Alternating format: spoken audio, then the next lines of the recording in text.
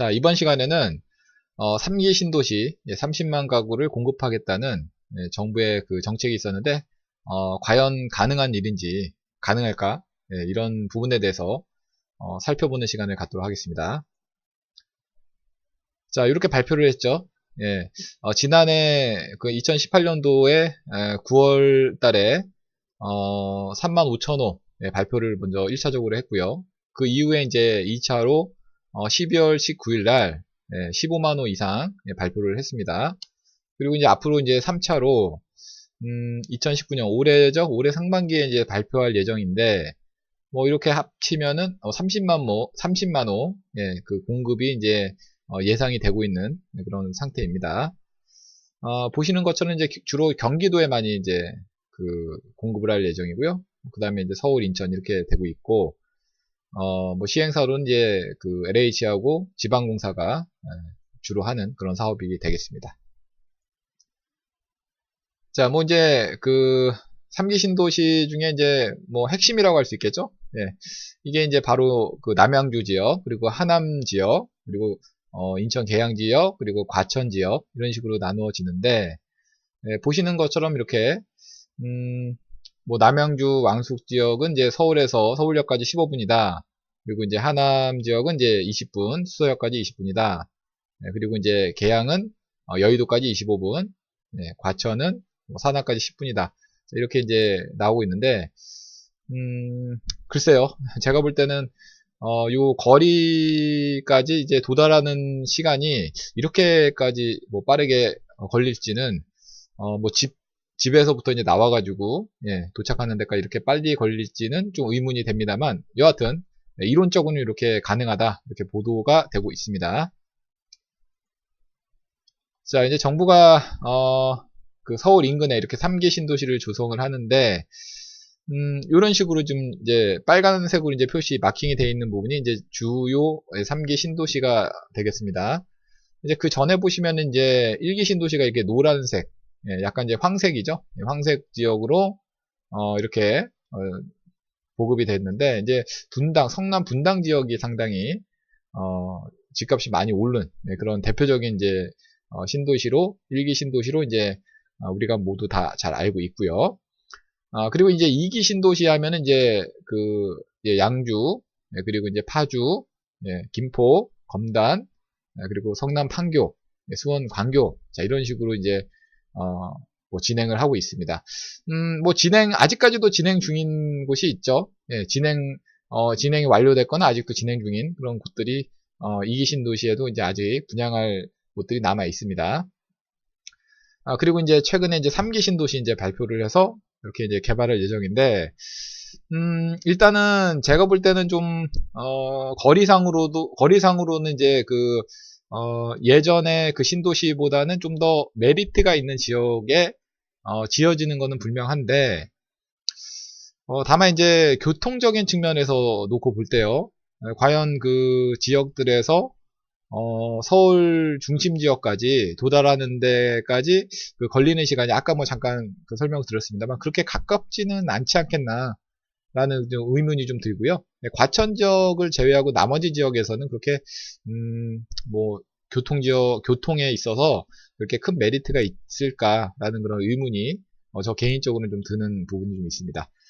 그리고 실질적으로 봤을 때도 서울 중심지를 기점으로 해서요, 용산 정도가 되겠는데, 요 중심지를 기점으로 해서 20km 반경 내에, 반경에 딱 걸쳐 있습니다. 여기 보시는 것처럼 걸쳐 있는데, 과천만 이제 유독, 뭐 한 10km는 넘고, 한 15km 좀 안 되는 그런 위치에 좀 상당히 가깝게 있죠. 거기다 강남 지역도 가깝고요. 아무튼 강남이 이제 대표적으로 좀 인기가 많은 그런 지역이 되지 않을까, 이렇게 예상을 좀 해볼 수 있겠고, 실질적으로 교통도 뭐 제일 우수한 그런 입지를 가졌다라고 평가를 내릴 수 있겠습니다.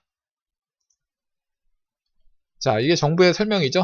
정부의 설명을 이제 보자면은 제가 앞서 설명해 드렸던 그런 내용들이 이제 되고 있는데 여기 보시면 이제 국토부에서 3기 신도시는 GTX 광역 교통망을 확충하겠다, 이런 그 내용을 밝히고 있습니다. 그러니까 과천 같은 경우에는 이제 뭐 지하철이 이미 있고 GTX역까지 이제 신설을 하게 되면은 상당히 교통적으로 봤을 때도 우수한 그런 지역이 됨을 알 수 있을 것 같고요.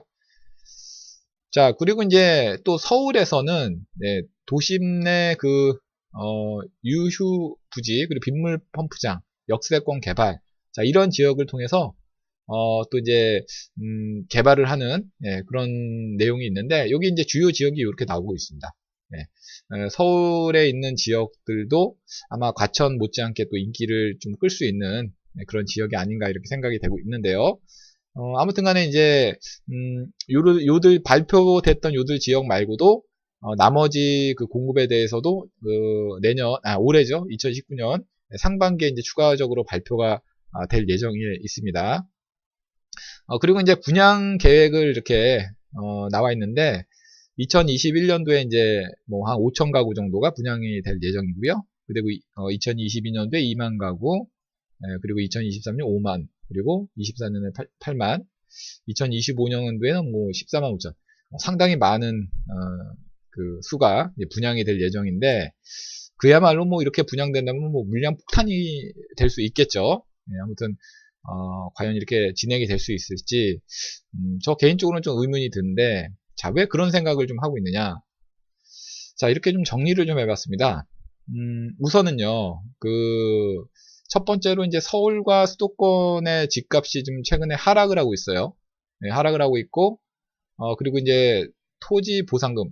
그러니까 하락하고 있는, 그러니까 집값이 많이 올랐기 때문에 국민들이 집값이 너무 올랐다. 이 정권 들어서 너무 집값이 오르니까 이제 뭐 이런 인터넷상에서도 그렇고, 뭐 상당히 많은 그런 뭐 국민청원도 그렇고, 그런 것들이 올라오다 보니까 이제 정부에서 이제 그거를 좀 집값을 좀 누르기 위해서 이런 대책들을 좀 마련한 것인데, 최근에 이제 집값이 하락하다 보니까 이게 과연 보급하는 것이 과연 설득력이 있을까? 뭐 이런 좀 의문이 좀 든다는 것이죠. 거기다가 토지 보상금, 또 인근 지역의 위축 문제 등이 제기되면서 축소가 될 가능성이 제기가 되고 있고요.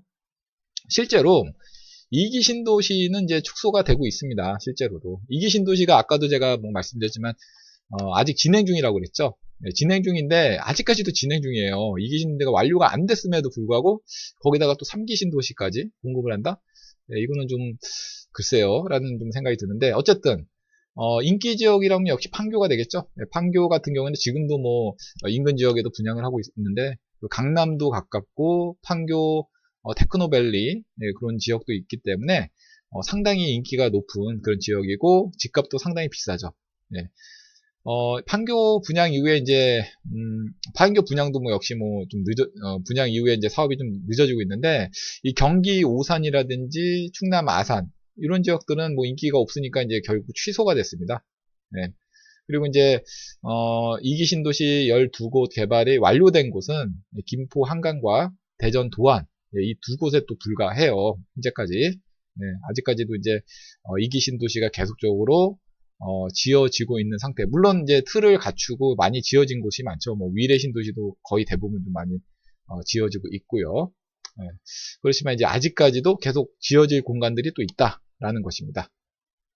근데 2기 신도시가 이제 계획 공급 물량이 60만 구 중에서 20만 가구 이상이 아직도 분양이 안 되고 있는 상태입니다. 취소가 되는 지역도 있고. 이렇듯 이게 참 이렇게 과도하게 또 이렇게 분양이 되다 보니까 물량 폭탄이라고 할 수 있겠죠. 그래서 실질적으로 이제 뭐 김포 신도시 같은 경우에도 초기에 입주가 안 돼가지고 뭐 상당히 좀 곤란을 겪었던 그런 일들도 있었고요. 뭐 그렇습니다. 그래도 이제 실제로 이제 시장에서 공급 확대 신호가 전달하는 것에 초점을 맞추고, 공급을 이제 확대하겠다는 것에만 이제, 그러니까 뭐 이렇게 할 거야 라고 이제 뭐, 엄포를 놓게 되면은 사람들이 그 심리가, 위축이 될 수 있는 부분이 있겠죠. 공급이 많아지면은 집값이 떨어지지 않을까 이런 어떤 심리. 실제로는 뭐 계획대로 진행되지 않을 가능성. 그러니까 우리가 2기 신도시에서 이미 그 내용을 확인했기 때문에 3기 신도시 역시도 그럴 가능성이 있지 않을까 이런 의문이 든다는 것이죠. 그리고 지금 부동산 경기가 위축이 되고 있습니다.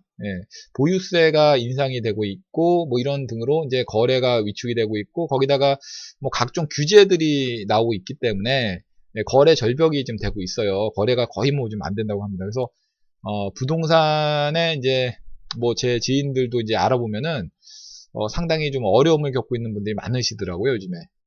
부동산 경기가 위축이 되기 때문에 뭐 거래 건수 하나 올리기도 너무 힘들다. 뭐 이런 소리가 많이 나오고 있는 것 같습니다. 아무튼 간에 부동산에 종사하시는 분들 모두 화이팅 하시고요.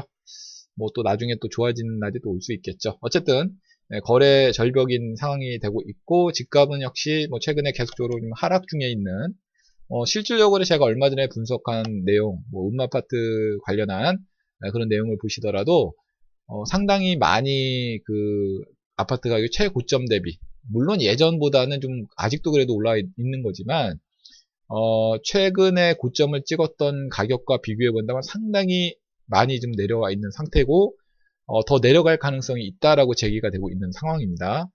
앞서 설명해드렸지만 이런 식으로 이제 그 부동산 경기가 뭐 아주 침체, 위축이 심화되고 있는 상태예요. 각종 규제와 보유세 인상, 뭐 여러 가지 그런 정책 때문에 너무 부동산 경기가 좋지 못한 그런 상태로 가고 있습니다.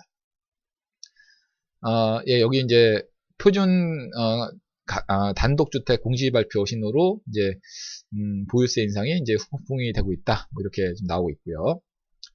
그리고 이제 그 고가주택이나 다주택 소유자도 역시 보유세 부담이 가중될 것이다, 뭐 이런 내용이 되고 있습니다. 그리고 이제 금리 문제도 이제 저는 하나의 그 우려감이 좀 되고 있습니다. 금리가 이제 격차가 좀 되고 있죠. 격차가 지금 예전보다 점점 심화되고 있습니다. 이게 우리나라 금리와 원래 미국 금리는, 미국 금리가 뭐 더 높았어요. 우리나라 금리보다 미국 금리가, 우리 금리가 당연히 높죠.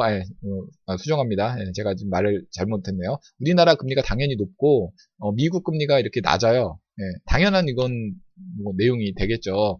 그러니까 선진국들과 우리나라 비교해서 우리나라 금리가 낮게 된다면은 우리나라에 있는 외국인들의 그 자금이 외국으로 좀 유출될 가능성이 있겠죠. 그러면 이제 금융의 이탈로, 국내 금융, 외국계 금융의 이탈로 우리나라 경제가 좀 좋지 않은 방향으로 갈 수 있기 때문에, 이 금리라는 것은 상당히 뭐 전체적인 어떤 경제뿐만이 아니라 이런 자본시장의 모든 것들이 그 얽히설키 해가지고 이게 나오는 상태이기 때문에 상당히 신중하게 결정을 해야 되고, 실질적으로 얼마 전에 또 이제 금리를 유지하는 1.75%로 유지하는 그런 결정을 또 며칠 전에 또 내렸죠. 그래서 이제 당분간 이렇게 금리가 동결이 될 가능성이 좀 우세한데, 미국은 여기 보시는 것처럼 이렇게 계단식으로 작년에 이미 이제 뭐 4차례 정도 이렇게 올려놨습니다. 근데 우리나라는 지금 계속 동결을 하다가, 이때 이제 그 우리나라하고 미국의 금리가 이제 골든 크로스가 이렇게 발생이 됩니다. 이건 상당히 좀 난감한 그런 상태가 됐는데, 아무튼 간에 이게 경제 쪽하고도 상당히 밀접한 그런 관계이고요. 그래서 이렇게 금리가 그 이격이 심화되는 그런 상태가 지속이 된다라면은 이 부분이 상당히 좀 우려가 저는 좀 많이 좀 되고 있는 그런 부분을 좀 말씀을 드릴 수 있겠고, 어쨌든 간에 그렇게 된다면은 이제 우리나라 그 정부의 입장에서도 이 금리 차를 이제 그 갭을 메우기 위한 어떤 과정들이 앞으로 나올 수 있는 부분들이 있거든요. 근데 또 딜레마는 경기가 요즘에 좀 침체가 되어 있습니다. 그래서 이러지도 못하고 저러지도 못하고 상당히 좀 난감한 그런 어떤 입장이 아닌가, 이렇게 생각이 되고 있고, 또 거기다가 이제 미국은 이미 금리가 올라 있는, 그러니까 경기가 좋으니까 이제 금리를 올려서 미국의 계속적인 눈치를 볼 수밖에 없는 그런 좀 딜레마에 좀 빠져 있는 그런 상황이 좀 안타까운 그런 마음도 좀 들기도 합니다. 어쨌든 간에 이런 미국과의 금리 격차로 인한 앞으로의 금리가 인상될 가능성에 대한 것도 우리가 또 생각을 해봐야 된다는 점에서 이 점도 상당히 심각하죠. 왜냐면은 이 주택이라는 것은 이제 보통 현금으로만 집을 살 수 있는 사람이 많이 흔하지가 않기 때문에 당연히 이제 뭐 대출을 받아서 이제 사게 되는데, 대출 금리가 오르게 된다면은 이게 이제 대출을 금리로 갚아야 되고 우리 먹고 사는데도 돈을 써야 되기 때문에 이게 올라가면 이게 생활하기가 상당히 또 힘들어지는 부분들이 계시거든요. 그러니까 이게 참 아주 복잡하게 얽히설깃된 아주 복잡하게 엉켜져 있는 이런 실타래와도 같다라고 좀 보고 있는데 아무튼 그래서 이제 저는 제일 다른 문제도 문제지만 제일 심각하게 보고 있는 게 이 미국과 그 금리 격차가 이렇게 좀 계속 심화되고 있다라는 점이 좀 우려를 좀 하고 있는 그런 입장이라는 것입니다. 아무튼 이러한 모든 것들을 감안해서 놓고 볼 때 중요한 건 그거죠. 그래서 지금 아직까지도 2기 신도시가 분양이 완료가 되지 않은 분양하지 못한 지역이 또 아직도 많은 그런 상태에서 또 빈집도 아직 지금 현재 있고요. 그런 상태에서 3기 신도시를 이렇게 폭탄식으로 분양한다? 이게 과연 몰라요. 좋은 그런 지역들은 성공할 수 있겠죠. 물론 과천이라든지 뭐 좋은 지역들은 성공할 수 있겠는데 2기 신도시보다는 그 지역이 좋아요. 좋긴 좋은데 과연 주역이 좋다고 하더라도 그 지역이 성공을 과연 할 수 있을까라는 데 대해서는 저는 좀 의문이 좀 남는다라는 것이고, 만약에 그들 지역이 성공한다고 했을 때 또 그 더 외곽에 있는 2기 신도시들이나 뭐 1기 신도시들은 어떻게 되겠습니까? 이게 참 풍선의 효과 이런 것이 나올 수밖에 없는 것이거든요. 그러니까 상당히 좀 복잡 미묘한 그런 내용이 될 텐데 어쨌든 간에 결론적으로 보면은 뭐 이런 거예요. 그래서 제가 생각할 때는 이제 여러분들이 이제 궁금해서 그러면은 어쩌라는 거냐 뭐 이런 생각을 좀 가지실 텐데, 집에 대해서 지금 관심을 가지시고 집을 뭐 그래도 한 채 정도는 보유를 하겠다라는 입장을 갖고 계신다면은 제가 생각하는 거는 대도시, 즉 뭐 서울 수도권을 예를 들면 서울이고요. 서울 중에서도 가장 핫한 뭐 강남, 서초, 뭐 이들 인근 지역, 이들 인근 지역이 뭐 판교나 뭐 분당이나 요쪽까지 이런 지역들 같은 경우에 서울과 그러니까 그런 지역들 외에는 앞으로 그 어떤 그 가격차가 더 심화되는 그런 상태가 될 수 있기 때문에, 만약에 뭐 어떤 꼭 한 채를 이제 보유를 해보고 싶다, 구입을 하겠다라면은 정말 이제 노력 많이 하셔가지고 그들 지역에 매수를 해보는 것이 어떨까, 뭐 이런 의견이 좀 개인적으로는 생각을 하고 있습니다. 네. 자, 이렇게 이상 3기 신도시가 가능한가? 네, 뭐 답은 이미 나왔죠. 네, 가능한가? 네, 30만 가구가 가능한가? 저는 이제 글쎄라는 그런 말씀을 뭐 이미 제목에서부터 이제 드렸고요. 네, 이렇게 어쨌든 알아봤고요. 네, 다음 시간에도 더 알찬 그런 내용으로 강의를 올리도록 하겠습니다. 네, 부동산 또 뭐 증권 그리고 뭐 재테크와 관련된 여러 강의를 계속적으로 업데이트할 예정이니까요. 네, 많이들 관심을 가져주시기 바라고요. 구독하기 버튼 당연히 필수고요. 좋아요 버튼 눌러주시면 제가 더 힘이 되는 그런 좋아요 버튼인 것 같습니다. 들어주셔서 감사합니다.